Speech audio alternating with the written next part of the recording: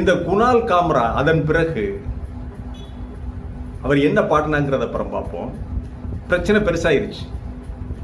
சிவசேனா தொண்டர்கள் இவங்க எல்லாருமே குணால் காம்ரா மேல, ஷிண்டேயுடைய ஆட்கள், பிஜேபியுடைய ஆட்கள், இவங்க எல்லாரும் குணால் காம்ரா மேல, அந்த காமெடியன் மேல மிகப்பெரிய கடும் கோபத்தில் இருக்கிறாங்க. அதன் பிறகு ஒரு சிவசேனா தொண்டர் இவருடைய ஃபோன் நம்பரை தெரிஞ்சுக்கிட்டு இவருக்கு கால் பண்றாரு.